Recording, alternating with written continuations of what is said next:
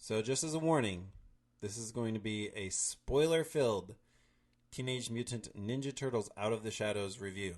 So if you haven't seen the movie yet, then go see it. And then come back and listen to the show. It's a good movie. You'll want to see it. Live from the sewers, this is the Turtle Power Podcast.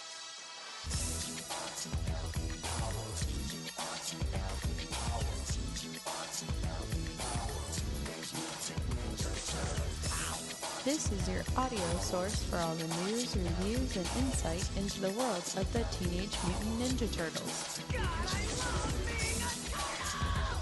Now join your hosts, Ryan,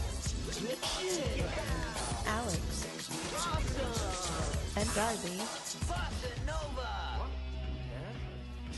Bossa Nova? Chevy Nova? Excellent!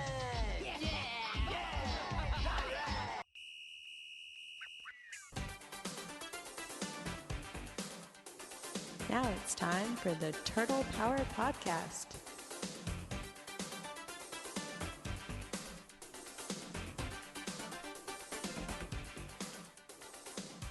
All right, ladies and gentlemen, we are back with another episode of the Turtle Power Podcast, a special episode of the Turtle Power Podcast, because this is our, it's not annual, it's biannual? Is that the right?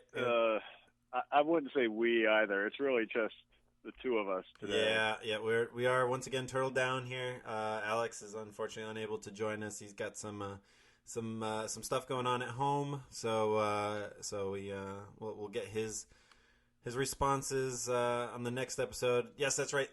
His responses, because this is our Teenage Mutant Ninja Turtles Out of the Shadows SpoilerCast. Yay! Much rejoicing. Well, yay. I'm actually, the reason I'm excited about it is because that's actually, I don't know if you know this, that is actually our most popular show of all time. Was our last spoiler cast for the 2014 Turtles movie. It was when people still had hope for the Turtles movies. Actually, we should mention that, because hope is an interesting way to put it, because the box office for this film is not lighting up, as it were, 2 years ago. So, okay, yeah, I'm sure we'll get into reasons why during the show. Well, so let's just get right into it. First of all, I do want to mention Turtle Soup and Turtle Flakes. They were those two podcasts. They were going to try to join us as well. Same thing, scheduling is the worst when it comes to podcasting, so we weren't able to make it work this time, but we do hope to collaborate with them in the future. So if you haven't listened to their shows, check them out, Turtle Soup and Turtle Flakes. A couple of good dudes over on both of those podcasts, and like I said, we'll get together with them in the future. So first of all, Darby, how many times have you seen it? Once. And 2D or 3D? 2D. 2D, okay, interesting. I did 3D both times. Okay. Both times. I hope you feel like that was money well spent there, buddy. Well, now that's the caveat too, is that I was in Denmark for both of those viewings. So I was a little worried going into it, because I wasn't sure if it was even going to be in English. But luckily it was, and it just had Danish subtitles on the bottom. Which, as a side note, is kind of interesting, because everybody in Denmark speaks English. So I don't even know why they even put Danish subtitles on the bottom. Anyway. Because that's their language. Yeah, but they all speak English. They all speak okay. English. Yeah. It's like going to England and putting American subtitles on the bottom. I don't know why you speak your native language when the English people just keep taking over your culture and your language barriers, and why can't you just learn English instead of keeping to your own native language? Really, Ryan? I do sound like an ignorant American. Oh my God. You're like the most worldly traveled out of all three of us, and you just come down with. First of all, I don't know why they don't have their native. First of all, I don't know why they just do their native language. I get it. I get it. You know, hey, Denmark, you do you, man. You just keep doing what you're doing. I do get it. It's their part of their culture, and they are very like Well, really, pro-Denmark, yes, so. yes. Learn English. Use English. Yeah. That's what I'm saying. They all know English already. America. Well, I was fine because it was all in. Because that is the thing, right? They watch American TV, they watch American movies, they listen to American music. You know, Ryan. I once saw the Spider-Man movie in the Dominican Republic, and it was in English with Spanish subtitles. Don't know why they had to have Spanish subtitles on it, though. It doesn't make sense to me. Well, that makes sense. I mean, it's the Dominican Republic. I mean, they don't all speak English there. Anyway. Well, how about the audio? Was it just in kind of a standard setup theater with the audio? Yeah. Okay. So the first one I saw was in 3D, just a standard 3D theater, and then the second one I saw in Copenhagen was in 3D with Dolby Atmos. And so you had the 3D XD experience? I mean, I don't know what you want to. I mean, every kind of theater chain has their own gimmick as to what they call it, but it's basically, it is a 3D presentation. It wasn't real 3D. It was Copenhagen 3D, but the audio system in this theater was the upgraded Dolby Atmos, which is what I know what Skywalker Sound uses for all of their kind of optimal encoding. So and I would say it does make a difference. The Dolby Atmos sounds amazing. I saw Force Awakens in both in a non Dolby Atmos and with Dolby Atmos, and same thing. You can definitely tell the difference. Okay. All right. So let's go right into the movie. So we get to start with the shurikens, which is a nice touch on the Paramount logo instead of the stars. So that was a nice little touch. What? They didn't like that? You didn't like that? Sure. Go on. All right. And then we start off at the top of the Empire State Building, which I thought was a cool shot. The camera coming in is some sort of a helicopter or something coming in with the this great view of the turtles up on top of the Empire State Building. Very, very I would say Batman-esque, if you will. So Batman somewhere in Gotham City. So they jump. They basically jump off the Empire State Building. And fine. Right, so they're sliding down. Sliding down the sides of the buildings, which I thought that was kind of interesting. I wasn't quite sure how that worked out, but so they're going down, and that scene with Donnie, and he's like, he grabs onto Raph, and he's like, do it. Oh yeah. He's like, I don't want to do it. There was great hope in my eyes for the opening shot. So you like that? You like that part? Donnie and Raph working together, little shits and giggles. Yeah, so. Okay. And then so they land in the pool, and they're making their way down to the surface level, and then we get the great Kevin Eastman cameo, right? Yep. You saw Kevin, right? Guy. Kevin the pizza guy. Yep, Kevin the pizza guy. Awesome cameo there. And then they make their way over to the Knicks game. So now, we knew this was coming based on all of the stuff that leaked throughout the making of the movie. Of course, with it's fine. I mean, if you're a couple of teenagers in New York, you want to go to a Knicks game, sure. And they're hiding up and they're hiding up in the scoreboard, which is a cool little spot. That actually would be a pretty legit way to watch a basketball game too, I think. Oh yeah, no, they weren't lying when they said they had the best seats in the house. They kind of did. And so at this point, we start to get already a sense of what the main storyline is going to be with this movie, right? And it's right in the name, Out of the Shadows, right? The main storyline having the fact that they have to live in the shadows, and whether or not they all want to do that or not.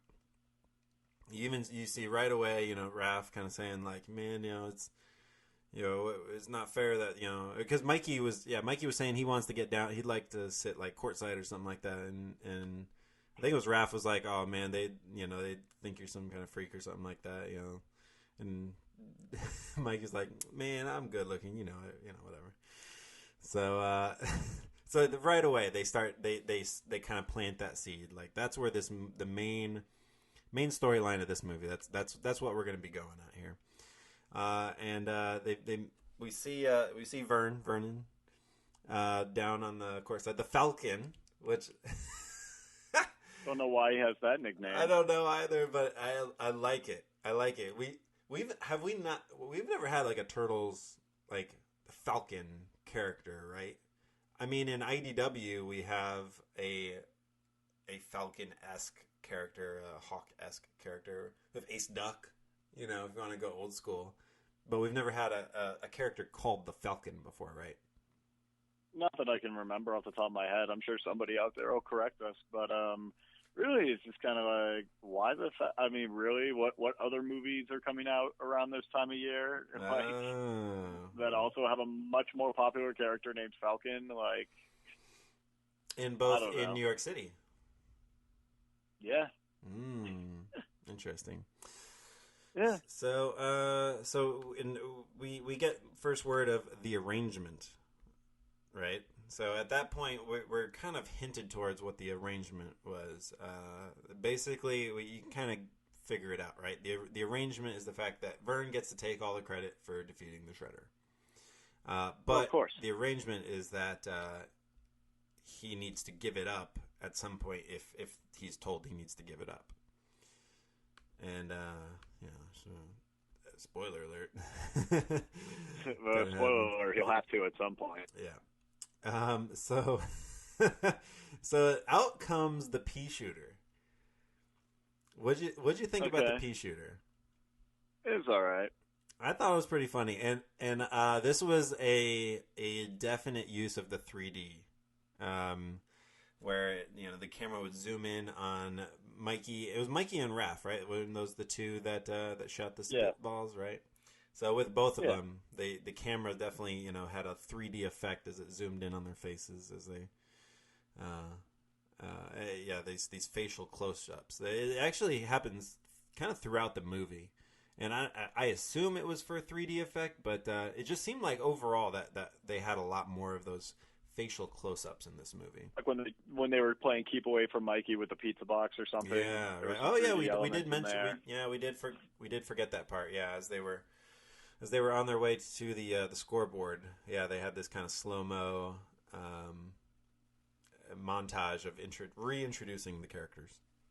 In case you didn't know who Raphael was, who Leonardo was, Mikey, Donnie. But I mean, I guess you got to do that because for every Turtles, anything is going to be somebody's first Turtles experience. So, but anyway, so then we cut to a scene here with Baxter Stockman and April O'Neil being all undercover. So, and this goes back to what we had. We saw the casting call for young girls in schoolgirl outfits. Right? You remember this? Right. Yeah. So that was for this scene, and this took place in what was it? Grand Central Station. It looked like one of those big ones. Yeah.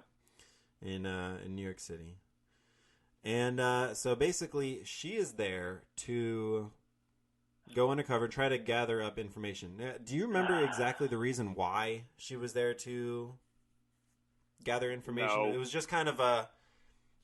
We've got word that Baxter Stockman might be doing something bad, so I want to steal all of his emails. Exactly. Right. And so she's using this special watch that she got from Donnie. And so... so, I don't know if you know... So, this whole thing, I mean, I hope you've seen the movie by now that, she's kind of flirting with him, and like he's kind of flirting back, and then like the guy takes away his computer. Like the guy that rolls in, what was his name? Like Tyler or something? I think it was Tyler. And so then she follows him because she needs to get the data because the watch wirelessly hacks into it and it has to be within a certain range. So, and I don't know if you noticed, but when the percentage was complete, it was like an 87 Donnie head that popped up on the watch. So yeah, that was a nice little touch. So anyway, it kind of goes back to the Turtles and so Mikey First is. of all, I gotta say, okay. no, wait. Going back to that scene, Okay. Megan Fox. All right. She's wearing a wig. Okay, Yes. she's wearing a wig. She's got these glasses on. She is definitely playing the undercover ugly duckling character for that. I mean, she's acting like she doesn't know how hot she is, which is fine. Am I the only one that misses like incompetent news reporter April? Am I the only one that misses the April that used to like, hey guys, I was investigating something and I got caught again, so I kind of need you to save me again. Yeah, you know, I'm the only one that misses like incompetent news reporter April. that's interesting. And that might maybe Like I could never see that April like slutting up and flirting with a dude to try to get a news story. Maybe she did in like a god awful, like socially awkward kind of way in an episode, and I just missed it because I was younger back then. But I don't know. Maybe it's just me. I kind of preferred the inept reporter April. Yeah, that's a very interesting point you make there because if you think about it, look at all of our current Aprils, right? We've got April in the IDW series where she's definitely involved in the storyline, right? I mean, she's a college student, right? But she's definitely involved in the overall storyline, and not in a uneducated way. I mean, her dad was the one with TCRI, and spoiler alert for IDW, right? So she's got a very deep connection, and it's all about to do with her intelligence, right? It's the antithesis of what you're just talking about, right? We've got the Nickelodeon April, right? Where not only is she now in that one she's a high school student, even younger, but it doesn't matter because she's in there fighting because she's because she became a student of Splinters. Again, spoilers, people, come on. Right. But she, in both of those characters, both of these versions of April, these modern versions of April, hell, even in the Mutants in Manhattan video game that just came out, April is kind of running the role of a Barbara Gordon, right? Where she's kind of running things from the computer desk. Helping Thank them you out. for using the correct DC character to reference for that position. Thank you that's for pretty that. good, right? Hold on. It was good. It was good. Let me. I'll give you. That's pat on the back. That's self pat on the back right there. I'll give you props on that one. But also, well, no, that's the thing. It was like, I was thinking about this a few like nights ago about how like. Remember when April just used to be completely inept in everything, and then just sort of overnight became a genius level intellect and scientist now, which is fine. I mean, I like the way that it's up, but it was like, which Megan Fox do you buy? Which April O'Neil, played by Megan Fox, do you buy to be more realistic? The inept reporter or the genius level intellect one? With Megan Fox playing April O'Neil now. Yeah, okay, that's the how caveat, April should right? always be played. All right, I'm saying with Megan Fox playing April O'Neil. I'm not saying that's how April should always be played. That is April the O'Neil caveat. is more. Is this a Dr. Christmas Jones from James Bond, Denise Richards type thing? I just think that and you know what? Because that's how Megan Fox played it in the first TMNT movie. As awful as it was, she was like the inept reporter, like, no, you guys don't believe me. God, if only I had like 10 pictures of the turtles that I took yesterday to show you that they exist. Why don't I have these in my hand right now to show you? Like that was how she played it the first time around, and I much preferred that. I don't know. Maybe that's just with Megan Fox playing April. Right. That's the point. I cannot stress enough. That's good. That's very good commentary. It's very interesting. I never really thought about it, but you make a very good point there. All right, so let's go back. We got back to the turtles. They're still in the scoreboard, and Mikey drops not only a slice, the final slice of pizza onto the court, and dude just I don't know which basketball player it was, but I thought it was hilarious. He steps right on the pizza, slides on his butt, right, and they call travel on him. DeAndre Jordan. Is that who it was? Ryan, didn't you play basketball I for did. like 30 years? For 30. For 30 years. I've You were 3. You've been playing basketball. Yeah, 4. Yeah, You've my been playing NBA basketball. knowledge is lacking wholeheartedly at this point in my life, no doubt. But I thought it was hilarious because he's like he calls him for, I think he called him for a travel, right? And he's like, Yeah, something like that. I got pizza on my Nike.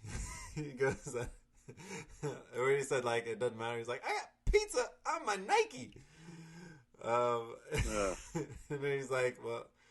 Or he said something like, well, welcome to New York or something like that. I don't know. Yeah, because the NBA referee would just shrug it off like that. Like, would just completely, well, clearly you're in New York, so of course you're going to have pizza on your shoe during a professional NBA game. Come on, man. Of course that's what's going to happen. Because an NBA ref would just shrug it off like that. Yeah. I don't know. I still thought it was funny. I just thought the reaction was funny. I don't know. If that were to happen to me too, I might respond likewise. I might have to respond the exact same way. Pizza on my Nike. Anyways, right. So Turtles escape. They head out of there because they're like, oh snap, our cover's blown. So they head out and they're running down the sewers and they come across a Halloween parade. So that gives us a setting here, the time frame of what time of year this is. So around October, which is good because basketball is played at the end of October, so they didn't screw that up. So Mikey's like, oh yeah, these are my people. We can go out there, we can be amongst the people, which is very true. He makes a very good point there because he rolls out to the surface, and of course we get the Bumblebee costume, which we had heard about this. Yeah. Of course, we get the Bumblebee appearance because Michael Bay can't stroke himself enough. And then Mikey gets on the mic, which I thought that was pretty cool. That was fine. Yeah. Here's the problem I have. All right, go ahead. With that scene, and this might just be me. Okay, the problem I have with that scene is. One, the Bumblebee reference, because God knows Michael Bay always has to make a reference to himself. 2, it was too short. There were, scenes in that movie that we'll eventually get to at some point that did not need to exist or did not need to go for as long as they did. And I just feel like if they could have shown more, instead of just Mikey being the only turtle to jump out, maybe they all would have jumped out and would have seen, oh my God, this is what life is amongst the humans, to actually give more credence to that argument when it shows up later on in the movie.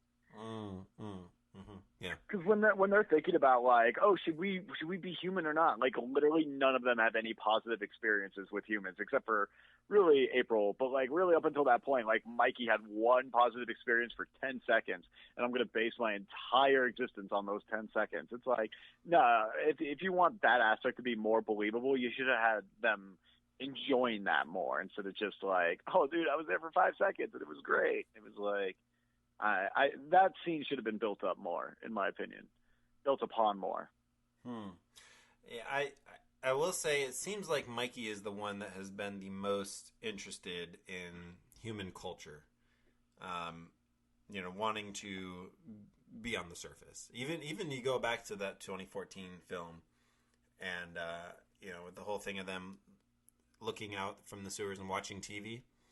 And Mikey watching and learning how to dance and everything like that. And so it does seem like Mikey's been the one that's always wanted to join the human culture. But he only did it for 5 seconds. Literally, that was a scene that should have been built upon more to actually build up actual tension later on in the movie. Yeah. Yeah, I think it would have made sense to have him out there a little bit more. I agree. But yeah, so they somehow pull him down from the surface. I did like it how, I don't know who it was, it's probably Leo who's trying to go up through the sewer from the manhole cover. And he just jumps on it and stomps him down.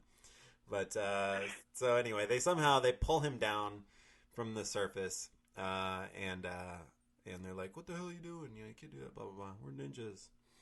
So then we cut to the jail scene, right?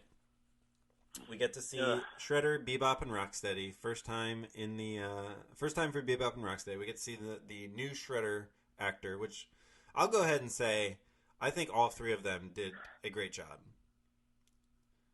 What do you think? What do I think? Yeah. I think, really? Yeah. Okay. All right. I think I'm saying the actors. I'm saying the actors portraying those roles. Yeah, for what they were going for in that movie, sure, they did a good job. Okay. And we're also introduced to Casey Jones, right? Your boy, your man crush. Oh. Yeah, no. Oh. Oh, that's... Yeah, that, yeah. Uh-oh. No. Uh-oh. Is there trouble in paradise? Oh, dude, are you kidding me? Really? He brought nothing to the table as Casey. He brought nothing to the table as Casey. Like, really. Okay, now look, this is a guy who was riding him for a while, who, said it from the beginning. The thing is, he's great as Arrow, but even Arrow's gone down over the past couple of seasons because of this forced romance they're forcing on it. I won't even get into that. But, it's like, he can be Arrow. That's fine. But Casey Jones, maybe it's just me. I've never seen him like Casey Jones. Elias Koteas was a good Casey Jones. I feel like you need a scummier version Casey Jones. Right. Like Stephen Amell is too good. He's like a good looking. He's attractive. His voice is kind of high pitched. So when he tries to talk trash to Raph, I'm like, this dude's coming on Raph like that. Like really? Well, I think it's an overall different version of Casey. Like, so we've seen all these different versions of April, right? But Casey has always kind of been kind of the same character, right? This vigilante, right? Whereas this version of Casey is completely different. So he's a cop. That's why he's good at fighting, I guess. Well, he's not a cop. He's a corrections officer. He works in the jail, right? So he's not even a full. I hope I'm not going to offend anybody, but. It doesn't seem like it's based on what they said in the movie. It almost seemed like he was like a lower class, police something, right? Because he was a corrections officer and not NYPD. So that played into the whole storyline, right? So he calls him Big Daddy Lawbreaker, which I thought that line was interesting. And it said something about that he was like medicated for nearly 24 hours or something like that. I don't know. So anyway, they get in the guard. Oh no, sorry. So when I was trying to type, that's funny. When I was trying to type these notes in the theater, it came up as medicated. I was trying to type meditated. Oh, okay, I was going to say. So right, it cuts to the scene back in the sewers. That's funny, and the turtles are rolling in hot because they find out about this whole plan with that Shredder is going to or that Baxter Stockman and the Foot are going to try to break out Shredder, right? Right. So they're rolling back into the sewers and. Splinter is playing this self-help book. He's like, you've been meditating for nearly 24 hours. And in 10 seconds, you will reach full nirvana. 10, 9. And yeah, it's all right. So it's kind of. And then, of course, they show up at and of course, they show up around 3 or 2. Yeah. And, so he goes flying and he's not upset or anything. He's just like, what's going on? Right? So, and they're like, oh, they're going to break Shredder out of the prison, blah, blah, blah. And he's like, well, what are you doing talking to an old rat for? Go get him. And they're like, thanks, Dad. And and so they get the garbage truck. So and Splinter just gets all of his information from self-help books and self-help tapes. Basically, yeah. I guess just how to learn ninjutsu, how to achieve spiritual enlightenment, book on tape. So that's actually that does kind of go back to how they learn ninjutsu through a freaking book. So. So why not achieve spiritual enlightenment with a book on tape? It's fantastic. I sit in the sewers for hours for my entire day. I sit in the sewers and I listen to this book on tape, and I achieve spiritual enlightenment because of it. Hey,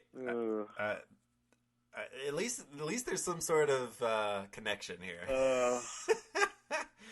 Let's talk about Splinter really quick. So there's a big difference in the character of Splinter in this movie versus the last one. Would you say so?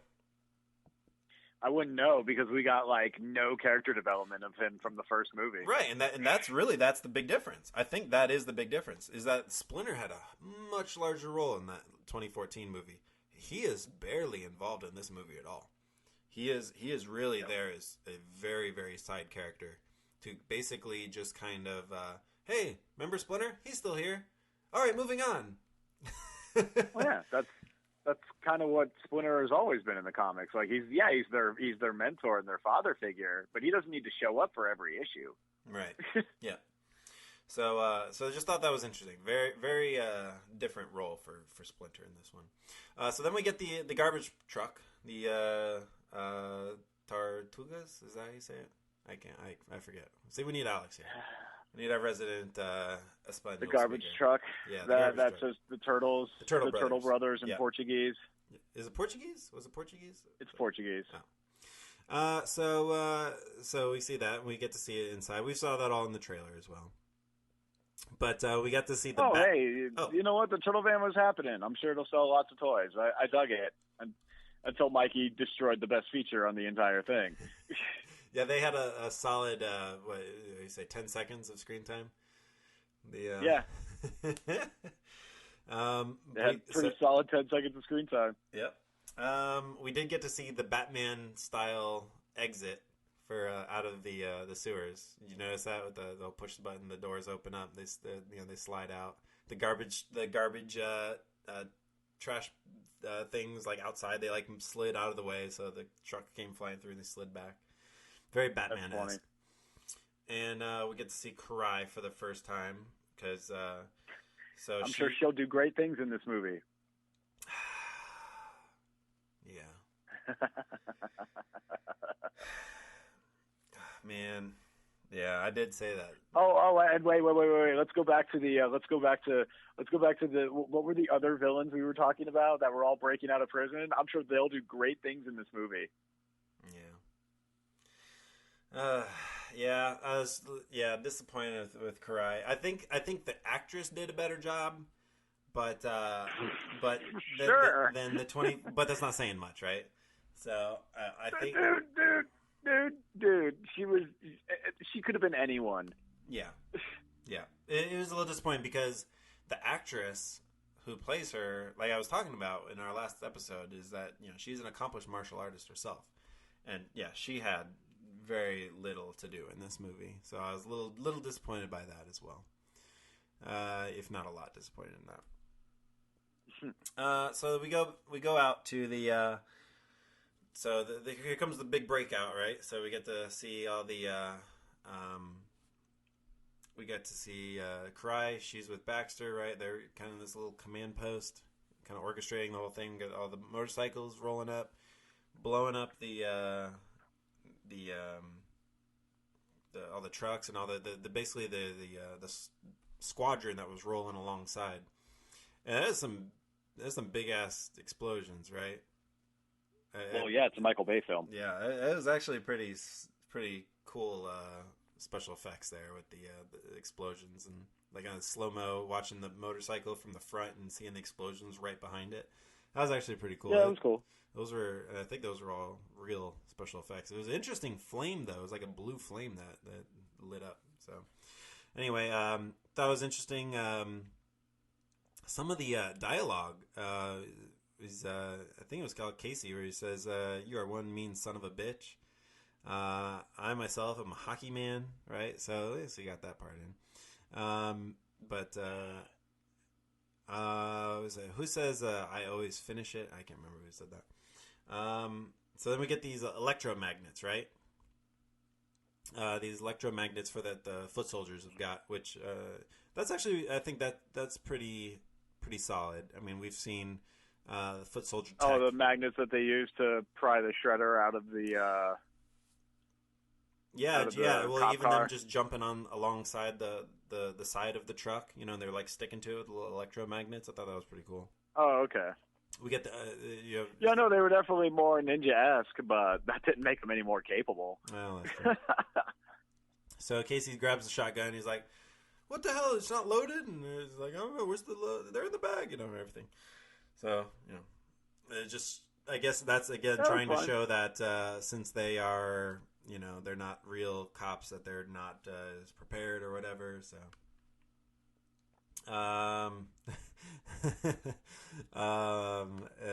So they're breaking in from the top, and Bebop and Rocksteady are in there, and they start, the roof is on fire. That was actually pretty. So then the turtles roll up, right? We got the horn, burr, burr, burr, burr, burr, burr. But no Run DMC.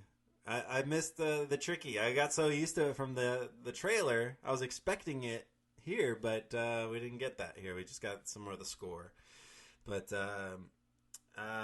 we get to see.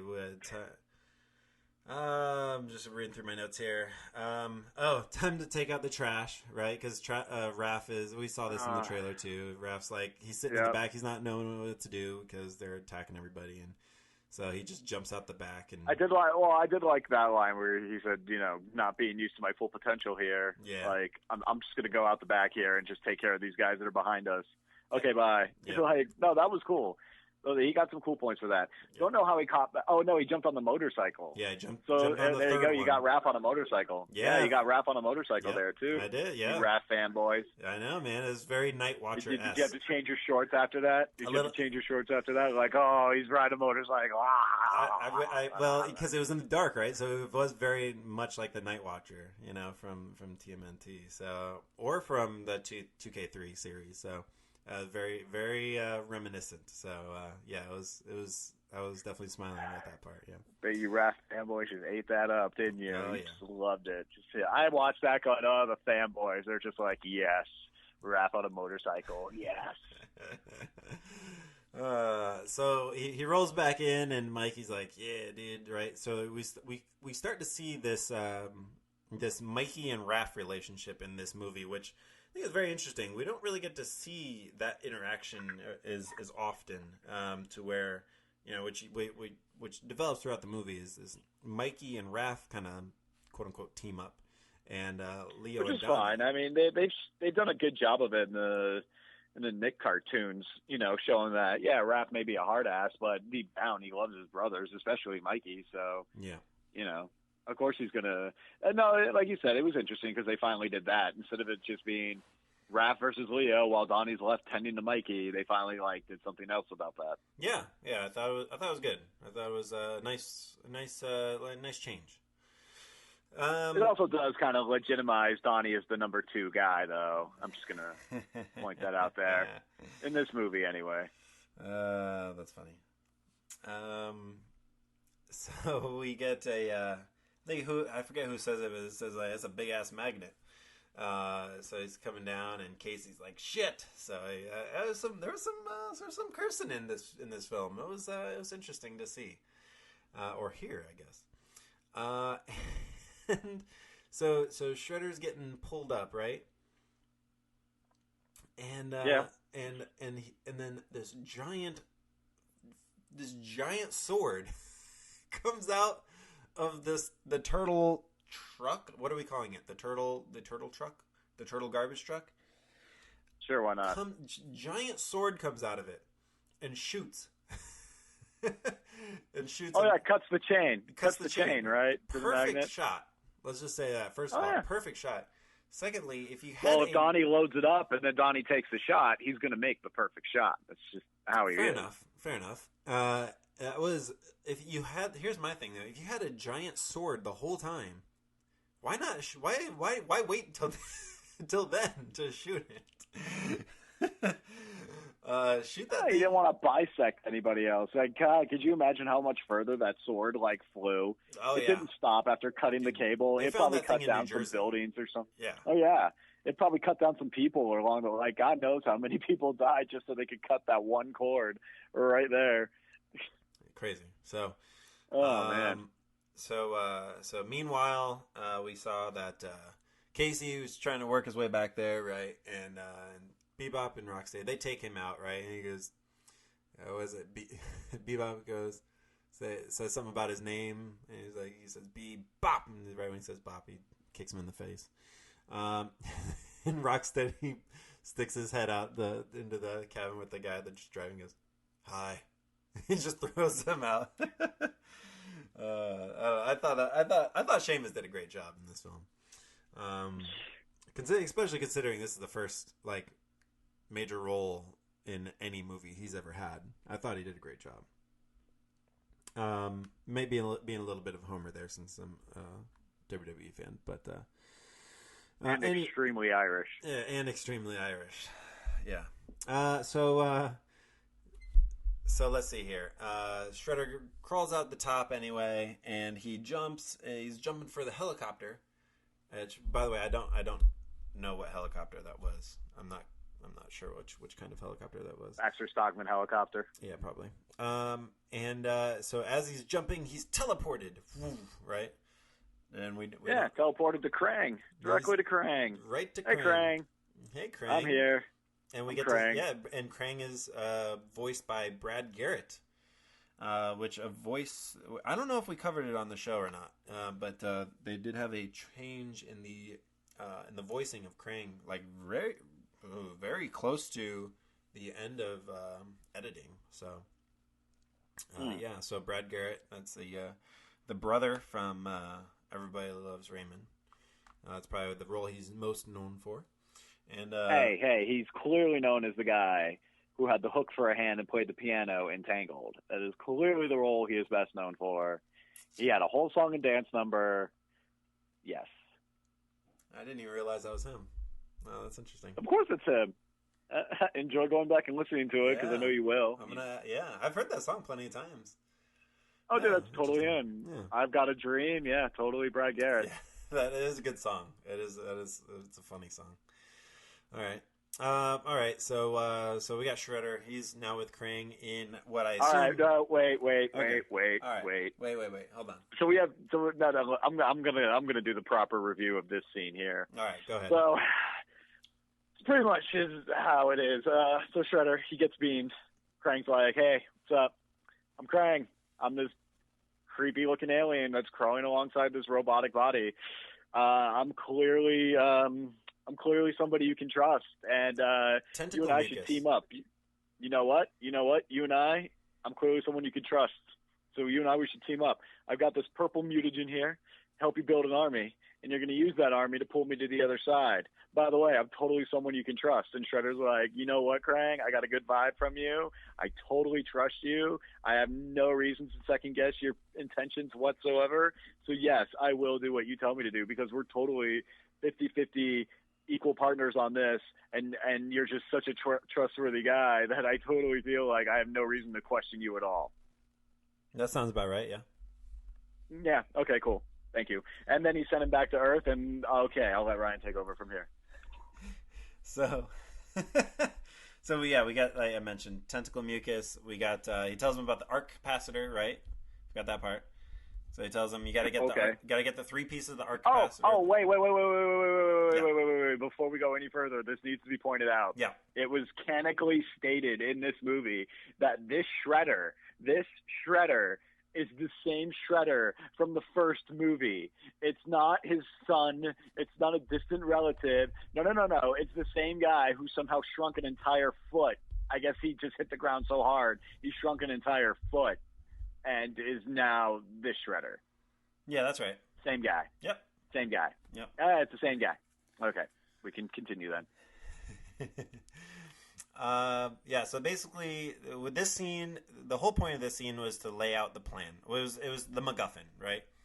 We said you got to find these three pieces. Those three pieces, those are the MacGuffin. Because you put them together, it makes the big thing, the transporter, right? You make the super MacGuffin that causes, super MacGuffin. Oh, I like that. Super MacGuffin. For anybody that doesn't know, a MacGuffin is a plot device in a story that leads the story forward. Yep. MacGuffins are famous in Indiana Jones films, right? The Ark of the Covenant, the Temple of Doom. Yep. So, yep. Last Crusade. It's all a crusade. It's all MacGuffin. Yep. So, all right. So we go back to the lair, and April says the sun is coming up. You can't go outside, right? Oh.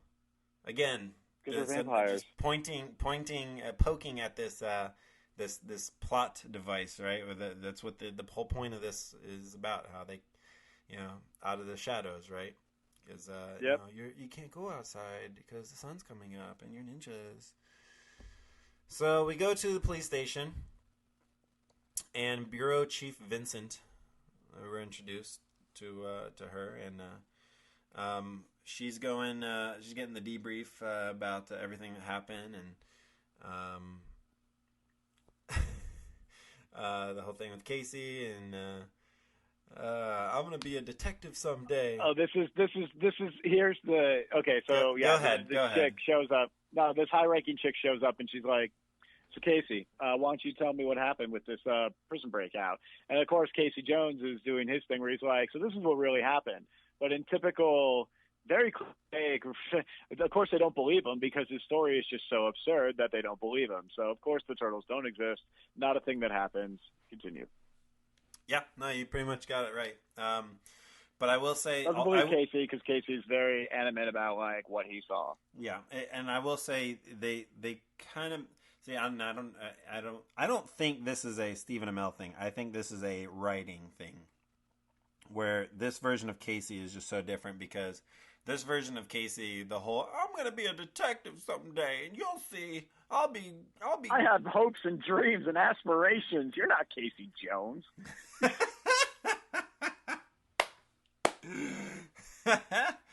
Oh, it's fantastic. Yeah, it's just so true. Very, very different version of Casey Jones.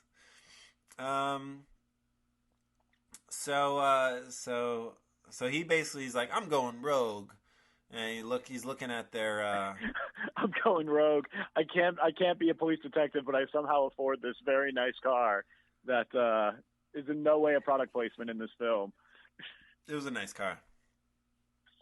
Yeah, it was nice. It was all right. And so he's looking at their rap sheet, right? And he's like, "Oh, favorite bar, huh? They wouldn't be dumb enough to go back there, would they?" Yeah, they would be dumb enough to go back there. Well, of course they would be. But the fact that was on a police report, the police didn't already investigate that bar, is laughable. Not this film does not shine up the NYPD too well, does it? Until I guess, well, yeah, not even really at the end. But we'll save that for the end. All right, so we go to the favorite bar, right? And, oh my God, the bar! Yeah, so we go to the bar, and we get Bebop and Rocksteady still in their human form, right? Yep. And they're drinking, right? And I think it was Bebop because just like Mama used to make, right? So first of all, can we point out that the bartender was Mayhem? Was Mayhem? He was Mayhem from the Allstate commercials. Is that really him? That's Mayhem. Yeah, that was totally Mayhem from the Allstate commercials. Oh my gosh! That's interesting because I felt like he was familiar, but I couldn't put my finger on it. Yeah. Oh yeah, the second he walked up, I was like, "Oh my God, please trash this bar because it's just he deserves every bad thing that's coming to him because well, he's Mayhem used to from it, Allstate." Right?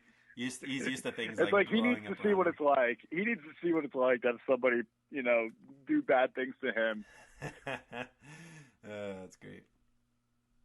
All right, so he, they're talking and they're like, "Yeah, we're gonna run this city, blah blah blah," and then Shredder shows up behind them, And then It's like- Shredder comes up behind him, Yeah. and he's got his claw ready to go, like his retractable claw, and he's swagging out. He's like, hey, guess what? I got rescued by this dude named Krang, and we're pretty much working for Krang now, and you're going to be my errand boys. Oh, why should we listen to you? Giant claw comes up to your face because I'm the Shredder, and you do what I tell you to. Cool, yeah, no, we'll totally do exactly what you tell us to, Shredder, because you're so badass and you're so awesome, and yeah, we'll do everything you tell us to do. Yeah, that's pretty much. That's pretty much how it went. Yep. Exactly. So let's see. Then we go. I don't know if it was right here or if I think it goes back to the lair and then we hear this, but I wanted to quickly I don't know if you want to talk about this now or you want to talk about it at the end. The music choices in this film I thought were really interesting. It was about this point in the movie where we heard all I want to do is I'm a zoom zoom zoom and a boom boom. Just check it I out. was actually more into Ice Ice Baby that was playing later at the bar when Casey Jones went there. No, don't you worry, we'll get to that. So I thought there was a lot more soundtrack songs in this movie than there was in the last, and there was score as well, and we can discuss the score. I think the score was, I would say, fairly similar to the last score in terms of quality, which was good. Well, it was the same guy. Yeah, it's the same guy in every Michael Bay film. But the soundtrack I thought was interesting. It was a lot more pop culture songs and older songs, I would say too. So we'll mention a few more of them as we go along. But so we go back to the lair. Leo's feeling bad about losing track of the Shredder, and Splinter's like, yeah, you must keep your team together, right? And Leo's always like, oh God, I messed up once. I don't know if I'm cut out to be leader anymore, Master Splinter. And Splinter's like, dude, we go through this shit every single arc. Just band your brothers together, and nothing can stop you. I swear to God, it works every single time. Just do what I tell you to, son. I'm pretty sure I heard. Oh, well, okay, Master. No, okay. I'm pretty sure I heard Splinter say, Leonardo, you must check between your legs. Do you have a set of testicles? Oh If my not, God. grow some. I'm pretty sure I heard him say that. It's just like, no, because it's always the same line. As long as you and your brothers band together, nothing can stop you. Okay. Got it. But Master, I failed on this one measly mission that meant absolutely nothing. I don't know if I'm cut out anymore. Leo, look. Yeah. Yeah. No, that's a good point. Yeah. This happens a lot. So it was a little bit of a kind of a rehash of some traditional Turtle storylines, but I mean, I guess it could be worse. So we got it was at this moment. No, because it was at this moment though where Donatello, they got the mutagen, or is that it? Where Donnie figured out the mutagen stuff? No, not yet. Okay, This fine. all happens again. No, you. Get on with it. All right, so now we cut to Casey in the bar, right? Ugh. And so he's By like, the way, that bar. You know what was awesome about that bar? "What's that?" It's the same bar that Marvel uses in Daredevil and in Jessica Jones. It's I was thinking it was familiar. Yeah, I agree. It must be the same It was one. Luke Cage's bar in Jessica Jones before it got blown up. But maybe they didn't use it in Daredevil then. But yeah, it was apparently already used in a pretty well-established TV show that's already based out of Hell's Kitchen, New York City. So I thought that was a pretty interesting, Hey, I don't know if they did that on purpose or if or what, but I thought that was pretty. we all know but... the unofficial storyline between Daredevil and the Turtles, right? Exactly. So That's why I'm okay with it. yeah. All right, so we're back in the bar, and Casey's in there, and he's and Ice Ice Baby is playing. Ice Ice Baby's playing, and so he just busts into the jukebox, and he just grabs the CD and just starts chucking it. Grabs glasses, he starts chugging, just destroying this bar. And that guy's like, "Here, just stop blowing, tearing apart my bar." And Mayhem from Allstate. So this is what it's like to do horrible things to people. Oh man. Oh, that's funny. And then so he gives him a GPS, which somehow tracks these two loaner phones that he gave. A GPS on a Motorola like satellite phone from the second Jurassic Park movie, which came out in like 1998 or something. Like, oh my god, how dated! It was the most. I just happen to have this in my back pocket. Yeah, yeah, it was. I have the MacGuffin. Yeah, a little unbelievable, but I can see them writing this and like, oh shit, what do we do now? Like, we're kind of stuck. What you know? And they're like, oh, just make up that he had some sort of GPS to figure out where. Oh, okay. So right. So we cut to TCRI, and Shredder is in his costume now. We get a good view of Shredder in his all black costume and everything. As you were discussing, a much more slimmed down version of Shredder. This is Shredder. Yeah, I guess he hit the ground so hard that he shrank. And yeah, that's what I was saying. Shredder went on a diet. And so did his just costume. shrank. Like the crushing force of his bones falling from 120 stories just caused him to lose a few inches of height. Yeah. This is casual Shredder. Also, I think is what's going on here. So we see April sneaking into TCRI somehow. She just rolls into the lobby and there's like nobody there. And like yeah, I noticed that. In New York City, in the middle of the day, there was nobody in this lobby. Yeah, I don't know. I feel like there's something screwed up in editing there or something like that. Like, because that made no sense whatsoever. So we go up to the top floor and we get Chuckling Baxter, which I thought that was I will say, so I think that's also one of the really good things with this movie is his portrayal of Baxter Stockman.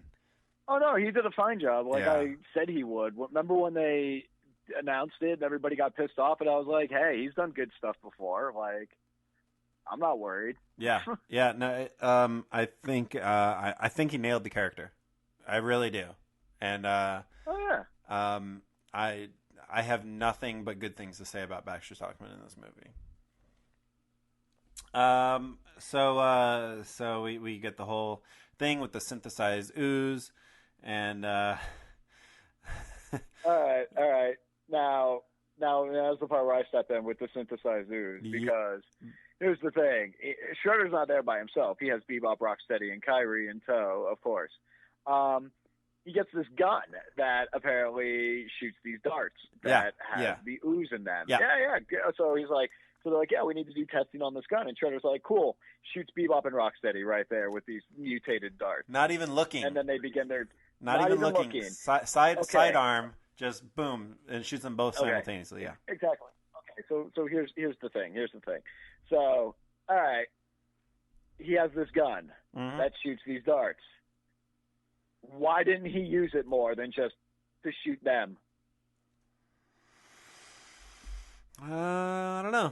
He's talking the whole movie about building an army of mutants. Cool, dude. You have a gun that if you shoot anybody with it, they will become a mutant. So get to work with that. Just shoot everybody you can. And he's like, no, I'm just going to shoot these two and then never use this gun ever again throughout the entire movie. Is that the idea that April stole the rest of the ooze? Or that's what she was stealing? Like, it was only enough to fit in those two darts, and the rest of it is still in the container? That's the only thing that makes sense. Fair enough. That could be an excuse. Did you notice the DNA like mutation animation, very X-Men-esque? Yeah, and apparently you mutate based on what your inner animal gene is, which I guess I'm okay with. Rocksteady's like, oh, it feels great. The dormant gene that connects us with our animal ancestors. That was interesting. That was a cop out for we can't afford an actual warthog and a rhinoceros to be near these two actors, so we're just gonna write that part out. Yeah, it's very interesting. I don't know. What would be your dormant animal gene there, Ryan? Oh, geez, I have no idea. Oh, come on! Like you didn't think, like, oh man, if they shot me with that dart, I'm sure I would have turned into like this creature. Well, if you're gonna work off your the Chinese calendar, then I'm dog. So, why would the Chinese calendar have anything to do with the Ninja Turtles that were born in America and trained under a Japanese martial art training? I think well, did you notice at the beginning? We're kind of going on a tangent here, but did you notice when the movie was starting that it showed like Platinum Dunes, and then it showed two other. It was like Alibaba. And then there was some. Yeah, I thought Alibaba was a horrible name for a company trying to make it in America. And then there was a Chinese company as well, because I remember reading stuff about this. So it was basically a thing where during the production they needed more money, and so they went to these other companies to try to get extra financing for this movie. Oh, so that's basically why that you have these other ones on there. But yeah, I don't know what my ancient dormant come on, gene Ryan, would just be. pick one. Just pick one. Just pick an animal that you feel like you're most like right now. Do it. Let's go with dolphin. Wow, you'll be so useless on land. Yeah. Yeah. Dolphin, you Florida boy. That's funny. Yeah. What about you? Koala. Koala. I'm not very useful in a fight. Oh, dude, I just chill out. I don't care. You just smell like eucalyptus all day. I just eat my eucalyptus all day and chill out and sleep for 18 hours a day. You do smell fantastic, by the way. I do smell fantastic. All right. Very hard on that. So did you notice the scene, right? So they're mutated, right? And they're bouncing around like, yeah, this is great, right? And then they both stop. Right. And they both pull their pants out and they look down at their junk. Yeah. You know that's what every man would do once we turn into a different creature. We would immediately no. I can't even fault the writers for putting that lowbrow joke in there, because that is something that every man would do. No, and if you are a man and you deny this fact, then you are not a man. I'm sorry. It is the first thing that any man would do once we mutated into another creature. See what you're working with? Yeah. It's a lowbrow joke, but I can't fault him for it because it's so true. Fair enough. It's so true. And then, so April, she's been chilling watching all this stuff, right? And she runs in, grabs the ooze, and runs out, right? And right. Cried. You did such a great job guarding the ooze, didn't you? You stupid. Oh, you're so useless. Shredder was there, too. Oh, my God. She just ran into a room that... Oh, God. Nobody saw her until she ran out, grabbed it, and just escaped. She just escaped. Right. The Shredder. So she gets down to the ground floor. She's running out of the building, and the foot soldiers are chasing after her. I swear that there was at one point where she was running, and it was the exact same place that Raph was chasing after Casey in the first movie. The whole where Raph jumps over the hood of the car and everything. Yeah. The hood of the taxi cab. I swear it was the exact same place. I don't know for sure, but it looked so familiar. Like it looked like it was the exact same spot. But anyway, so we get so Casey, he rolls up and he sees all this going down, so he starts chasing them, and we get Casey and April in the alleyway. So we get to see Casey. He's got his hockey pucks. Definite 3D effect, by the way, when he's shooting the hockey pucks at the camera. So I don't know. What'd you think about Casey and we got to see all this whole fight in the trailers, basically. So, but what'd you think about the Casey taking on the foot soldiers? I mean, it's hard to call really, because Casey has one of my favorite things about Casey is that he doesn't fight like the Turtles do, and he really doesn't have any training in fighting. But for some reason, what he does just works against the foot soldiers. Right. So, at first I was like, wow, foot soldiers, way to have 12 of you get taken out by one guy. But then it's well, when I think about it, Casey has always been just, it's like, why are you so effective? I don't know. I just am. Okay, fine. Like, you know, so whatever. But it's just, like I said, he brought nothing to the character, sadly. Right. I thought his moves, though, were a little bit too, like, finesse. There was way too much finesse in his fighting. Yeah. Huh? A little too fancy? Oh, he was just like, yeah, it was like dancing almost. It was very choreographed, which is fine in those movies because they're supposed to be like two master ninjas. So of course, they're going to look like... You wanted to see a little more Daredevil. Realism in a fight with Casey. I want to see... And a guy like Casey Jones, I want to see a brawling type of fight. Yeah. I don't want to see this Jedis waving their two swords around, you know. Yeah. In an obviously choreographed fight. You know, it's like Casey is a brawler. So it's, I don't know. And I guess maybe with Green, since Stephen Amell plays, you know, Green Arrow, it's like, oh, he's used to doing like these finesse type scenes, really.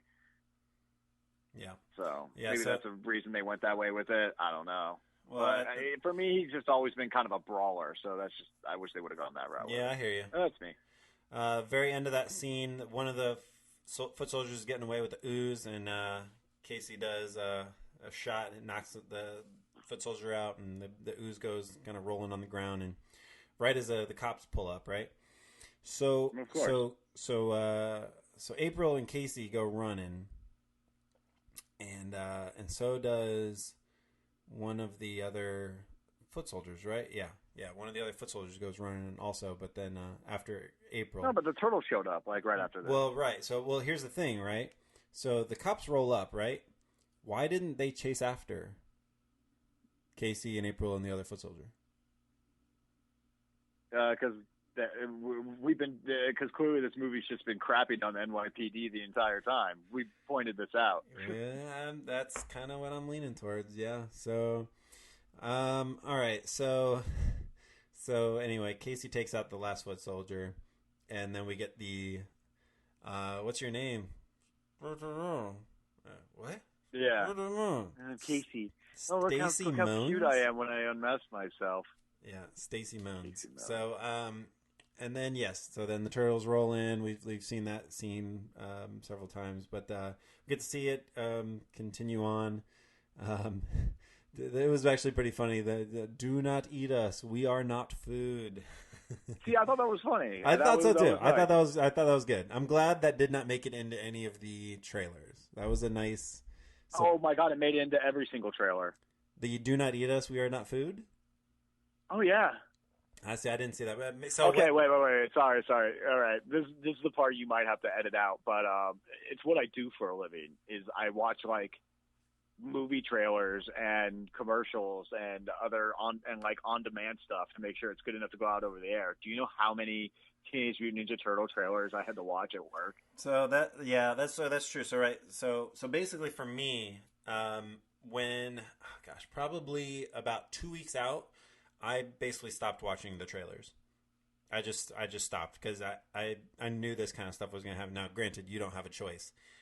But I know a lot of our listeners watched every single trailer too, because we were getting all the tweets and all the Facebook posts and everything that everybody, every time. Oh yeah, but when it came to that, I saw every single trailer multiple times. I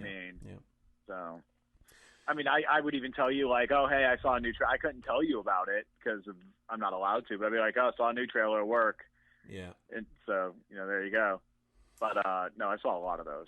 But yeah, it was in some of the trailers. But no, it was still a good scene. I thought that was funny. Yeah, I thought it was good. Mikey playing along with it to mess with him was funny too. The Supreme Leader sent us to eat humans with ranch dressing, or something like that. Exactly. Yeah, that was pretty good. Then they finally, they're like, no, we're cool, we're all good. And then they do Mikey does the little dating game intros. That was actually, I thought that was really good. I thought that was really funny. Because they played the little music in the background, the little 70s dating game. Don even struck a pose. Yeah. I thought that was probably the best part in the whole movie. I think that was the best part for me. I was not the best, the funniest part in the whole movie. I'll say that's the funniest part in the whole movie. Okay, so so they're talking, blah blah blah. We start to get this Raph versus Casey. Of course, got to have Raph versus Casey. So yeah, but did they really? No, they touched on it. They touched on it. They definitely they barely they scratched the surface. Chicken turtle, like wow, way to come at Raph with that one. Yeah, sure. They cut him deep. Yeah, but well, I would say if he had a adversarial interaction with any turtle, like the most was Raph. Does that make sense? Yeah, but it was hardly there. Yeah, I agree. But continue. I agree. And the very end of that, the whole "Are you two a thing?" Right, which we've seen in the trailer a bunch of times. I'm pretty sure that was an actual real laugh from Megan Fox. If you next time you see it, watch for that scene. You will see Megan Fox actually do a real laugh in that scene. I don't think that's actually possible. I think this is, and that's why it's so obvious, because it's a real laugh, not a fake acting laugh. I think it's an actual real laugh. So, if you say so. Yeah. So we go back into the lair. He goes, "What? Aren't your names kind of pretentious or something?" And April says, I named them. We get the whole thing with the giant rat. That was funny. That was okay. That was also a very funny. Yeah, that's true. Okay, right? So it shows Splinter from a distance, right?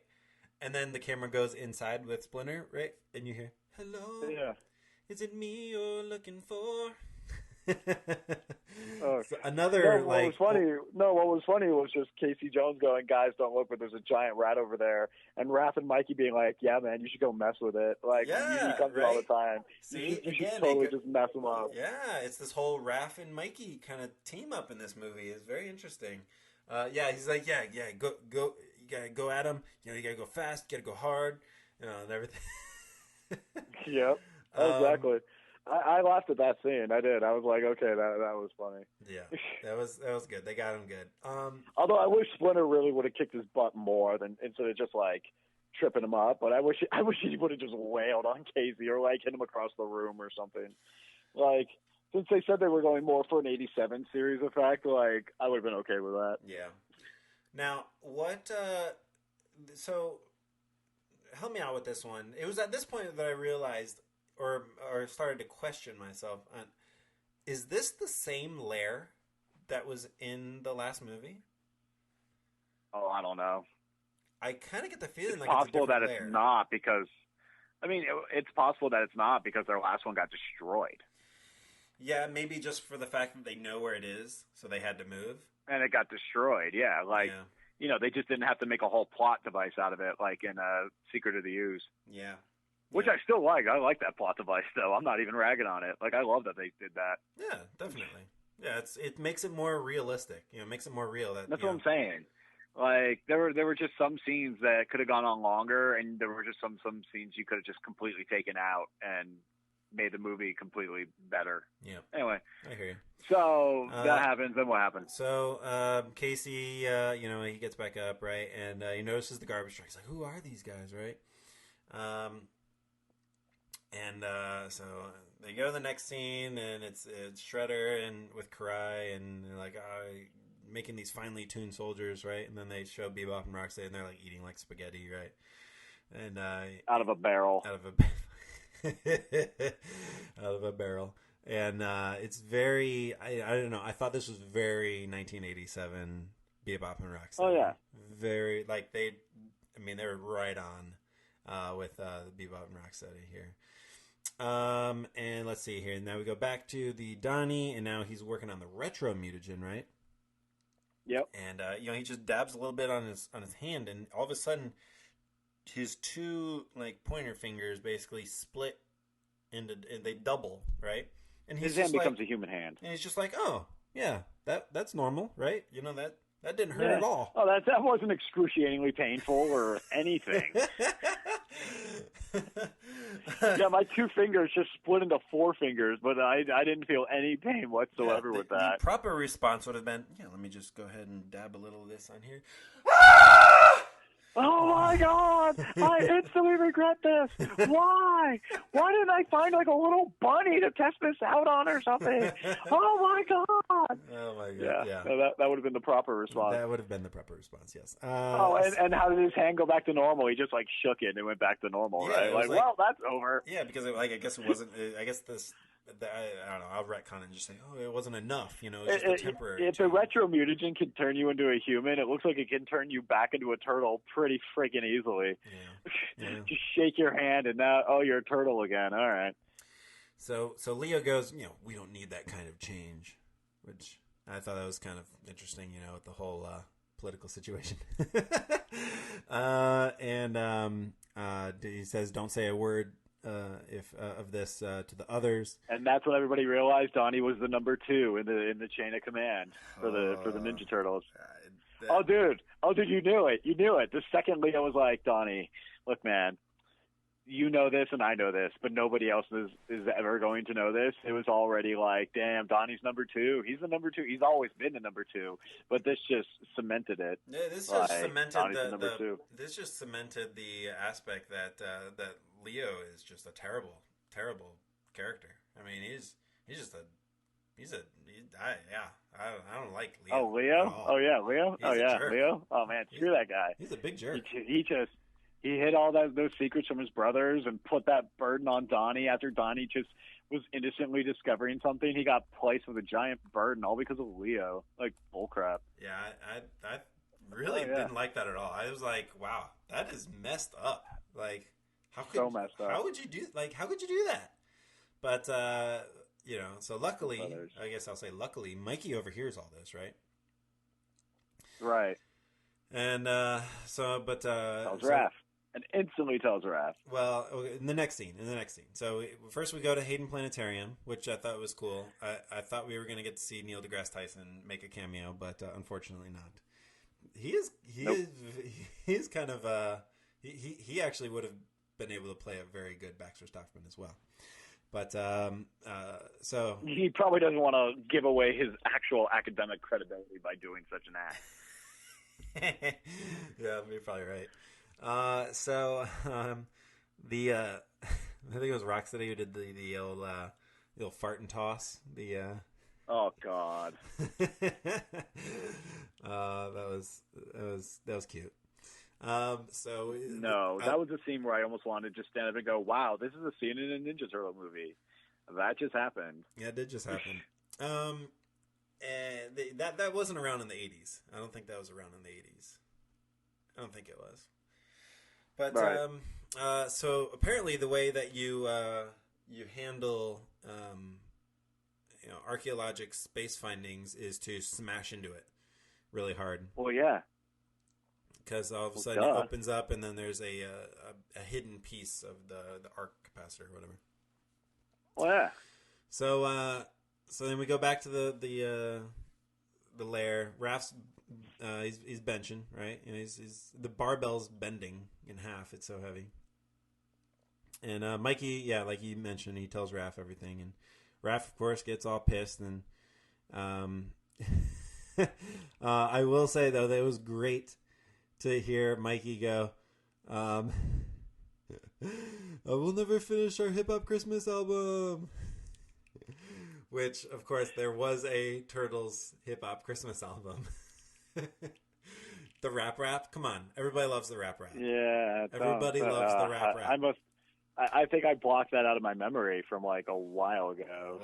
Please don't put it back in there. We'll have to do a segment on the Turtles hip-hop Christmas album. So that was a great reference. I'll just mention that right now. There are a lot of these really cool references to the Turtles. You got Kevin Eastman and this and Vanilla Ice, and there's just a lot of little things that is just really good to see. It's really good to see. You can tell the only thing that makes sense is because of the director, because the same writer, same producers. The only thing that's different is the director. So I got to imagine that this director is the reason that we get to see all of this. These great callbacks to the Turtles fandom. So. All right, so Ras rolls up. He's like, "What's the three most important things to a ninja?" And he goes, "Speed, stealth, and honor." And during Leo's workout, and he's and like, pretty "So much Raph is like, hey man, I'm full of your crap. That wasn't cool what you did, hiding that from me and Mikey. Can't trust us with our decision. Maybe we want to be humans." And Leo's like, hey man, that's not up to you. That's up to me. I'm the leader of the group, even though. Like an hour ago, I was questioning whether or not I should be leader of the group. Compartmentalization of information, I believe, is the term pretty he much, used. Pretty much. I was exactly. like, is that even a word? And then Raph is like, hey, man, you know what? I don't need this. And then important mission comes up. Hey, guys, we have to stop, what was it, Shredder or something? Which one was it? Which mission popped up where they had to break off into two teams? Well, it was the whole heading to the Hayden Planetarium, but Hayden Planetarium. But there's one line in here that I thought was just so jerk. Like, Leo goes, "There's only one vote that counts in this family, and it's mine." Oh yeah, when Leo said that, I was like, "Ooh, what a dick!" Leo, you had me until you said that. What a dick! Like I'm fine. I'm fine with you telling Raph just straight up, like, I'm better than you. I'm totally fine with that. But with him to say that, I was like, wow, that was just okay, cool, I guess. Like, that was messed up. It was messed up. So he says he's benching Mikey and Raph, and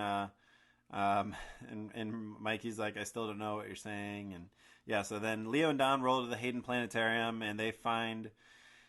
Donnie finds traces of neutronium, which I feel like we've heard the term neutronium in Turtles before. Do you remember? Well, there's the neutrinos, but I don't know if neutronium. Probably the planet that they're from. They were from Dimension X. They were from Dimension X, but I don't remember the. Okay, they didn't have an original planet. I don't know. Maybe it's the planet of neutronium from Dimension X. Yeah, or maybe it's just a callback. Yeah, maybe one of our listeners, if we're missing something here on neutronium, let us know.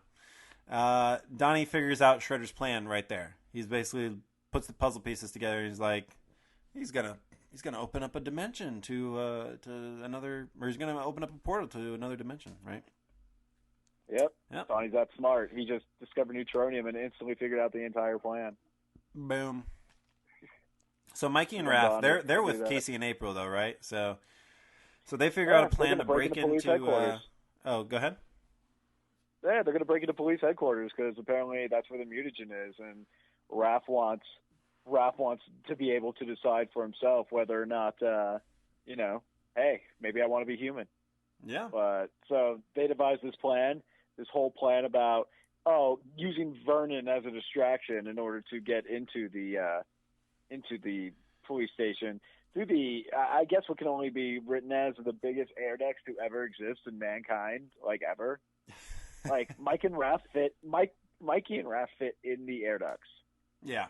There's some big air ducts. Yeah. Those are some big air ducts. Well, you skipped over the Carmelo Anthony cameo. Yeah, for good reason. It shouldn't exist.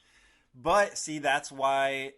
See, I know you and Alex have been kind of shitting on Carmelo Anthony, but Carmelo Anthony was on the Tonight Show talking about the Turtles.